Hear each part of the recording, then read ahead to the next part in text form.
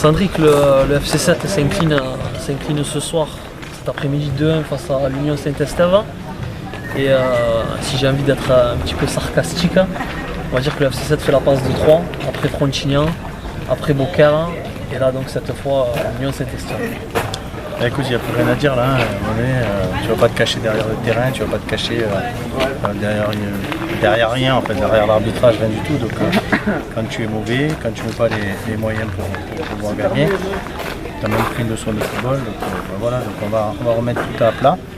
Voilà, on va changer certaines choses et puis on va se concentrer sur ce championnat qui est quand même essentiel. On n'avait pas gagné la Coupe de France, on le savait, mais de là être éliminé de cette façon, on a joué 5 minutes à la fin. Voilà, je pense qu'il va falloir trouver quelque chose pour mettre les têtes à l'endroit, pour remotiver les troupes, pour essayer de donner du 109. Donc on va travailler là-dessus et très rapidement il va falloir trouver une solution pour redonner de l'élan à cette équipe et puis essayer de repartir sur quelque chose de positif parce que pour l'instant c'est vraiment morose à tous les niveaux. Bon, il faut que nous on sache relever la tête, il faut que voilà, on va travailler, on va trouver des solutions et puis on va se battre jusqu'au bout, hein. On n'est pas là pour baisser les bras. Le plus important c'est Concarneau et Boulogne dans les 2 prochains matchs. Ça pour moi je n'avais pas trop d'objectifs sur ce match-là, si ce n'est redonner un peu de baume au cœur. Mais là maintenant c'est le championnat à 100% et là il ne faut plus avoir d'excuses. Alors certes la pelouse, l'état de la pelouse a nivelé les valeurs, mais c'est pas une excuse, je pense que tu en conviens avec moi. Maintenant on a trouvé des c'est toi quand même totalement apathique, hein. Je sais pas ce que tu en penses toi. Oui, mais écoute, même Laval, hein. On n'a pas parlé après Laval, mais voilà, je te dis, il manque. Tu viens aux entraînements mercredi, on a fait une opposition contre la réserve, il y a eu je sais pas combien de buts. Donc c'est qu'un problème de mental. Aujourd'hui, le problème est mental. Et pas d'envie également? Mais c'est mental, c'est pas une question d'envie. Les garçons ils trichent pas. Tu vois, c'est pas des tricheurs, il y a des bonnes mentalités, il y a pas.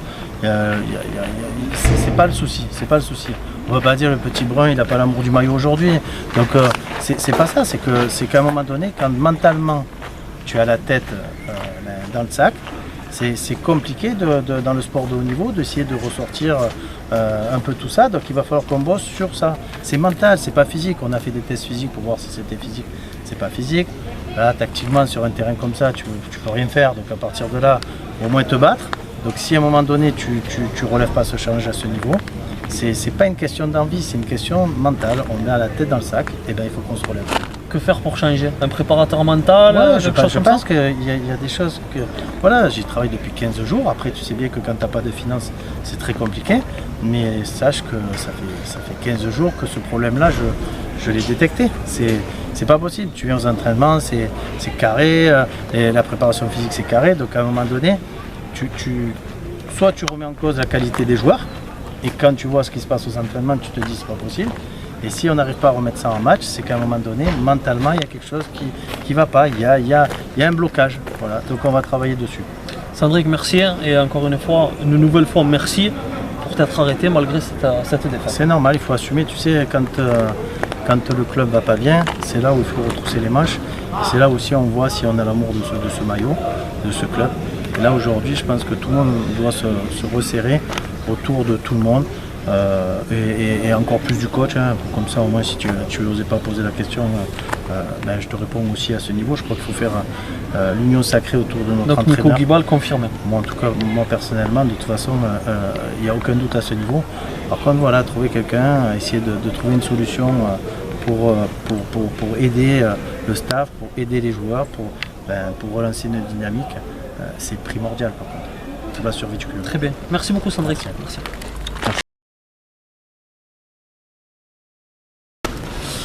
Bon Kenzo, on va pas faire une interview avec les sourires, la joie et la bonne humeur forcément. Ouais, éviter je pense. Comment du banc de touche, vu que tu n'es pas rentré en jeu, comment tu as vécu toi cette défaite à cette heure? Défaite très difficile parce qu'avec le niveau d'écart qui sépare normalement la Nationale 1 et la Régionale 1, normalement la logique doit être respectée, mais voilà, après avec le terrain qu'il y a eu, mais bon c'est pas du tout une excuse. Et voilà, ils ont eu plus envie, même je dirais beaucoup plus envie que nous, et ils ont gagné, c'est mérité. Victoire totalement logique, hein. Et de mon point de vue, il m'a même semblé que même à 10, ça a surmotivé cette équipe et qu'au contraire, les Sétois ont été un petit peu plus renfermés que même avant. Ouais, c'est ça, de toute façon, on sait très bien qu'une équipe, quand elle est réduite à 10, elle est toujours meilleure qu'à 11. Et là, ils sont mobilisés, ils sont restés groupés, ils ont été solides et ils ont fait ce qu'il fallait pour passer ce Tour de Coupe de France. Alors, le premier but a été encaissé entre la 43e et la 44e minute. Quel a été le retour au vestiaire? Quels ont été les mots des joueurs cadres et de Nico Guébal? Dans les vestiaires, le coach nous a dit de se remobiliser, de faire les choses comme il nous le demandait. Puis après, au niveau des joueurs, on a essayé de se mobiliser aussi entre nous, de se dire les vérités, quoi. Et après, essayer de rentrer en seconde mi-temps avec un autre état d'esprit. Mais bon, ça n'a pas marché. Viens Teddy, viens nous rejoindre. Donc Teddy Brun, première apparition pour toi avec le 11 Sétois. Ouais, c'est ça. J'imagine qu'avec Enzo, tout ça, ça a dû quand même vous faire énormément plaisir d'intégrer ce groupe. En tant que titulaire, toi, comment tu as vécu cette rencontre? Comment tu l'as abordée? Et ensuite, comment tu l'as vécu en tant que joueur? Moi, je pense qu'on a bien démarré la rencontre. On était dans le combat, c'était bien. Après, ça jouait pas au ballon parce que le terrain, c'était pas possible. Donc, ça allongeait, mais c'était la guerre. Et après, au bout d'un moment, on a pris un but sur un centre pourri. De toute façon, c'est ce qu'il nous avait dit le coach. Il nous avait dit que les centres, il fallait faire attention. Et ben, il ne s'est pas trompé. Et après, ça a été dur. Ils ont fait que défendre. On n'a pas eu vraiment d'action. Hein. C'était compliqué. Et après, ben, ils ont mis un deuxième but. Et là, ben, c'était vraiment dur de revenir. Parce qu'en Coupe de France, quand tu perds après, vraiment, ils sont à fond à 100%. Et après, c'est compliqué, quoi. Est-ce que tous les deux, bon, quand vous avez vu l'état du terrain, j'étais avec vous d'ailleurs quand on l'a découvert, c'est vrai que, comme l'a dit Radouane, on aurait dit un parking. Ouais, mais est-ce que à la vue du terrain, vous vous êtes dit ça va être plus compliqué que prévu pour passer ce tour? On le savait d'entrée que ça va être compliqué. Il n'y a rien qui prend une nationale 1, les types sont galvanisés 10 000 fois plus qu'en championnat. Donc, après, eux, ils ont fait le nécessaire pour passer et ça a marché pour eux. Qu'est-ce que tu en as pensé, toi? Ouais, je ne pensais pas qu'il allait être aussi pourri le terrain, mais après qu'on a vu l'état du terrain, on a commencé à l'échauffement à faire 2-3 passes. On a vu les rebonds, on n'arrivait pas à faire un contrôle. On s'est dit là, ça ne va pas pouvoir jouer au ballon. C'est ce qui s'est passé, c'était moche. Le match était moche, mais c'est comme ça en Coupe de France.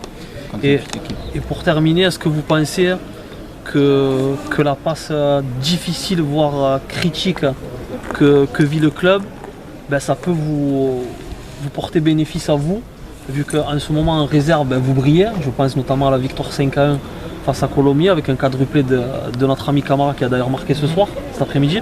Est-ce que vous pensez que ça va vous permettre à l'avenir d'intégrer très régulièrement ce groupe de N? Ben, en tout cas, je ne vais pas dire ça parce que bon, faut pas se réjouir des défaites de notre club. Bien entendu. Mais après, franchement, ça fait plaisir là déjà de jouer. On s'est donné à fond et tout, et on verra bien les décisions du coach. Après c'est pas nous qui choisissons, nous on fait le maximum, mais c'est vrai que ça fait plaisir en réserve quand on gagne.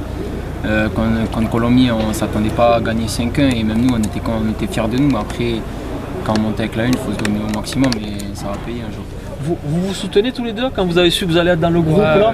Vous motivez? On se parle, on est ensemble, même à la réserve, tout le temps, on se parle sur le terrain et ça fait plaisir. Bon, ben, très bien. Bon les gars, je vous remercie.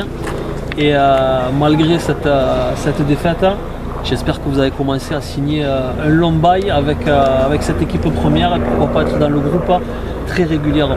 Voilà. Merci à vous. Merci à toi. Et bon retour. Merci encore.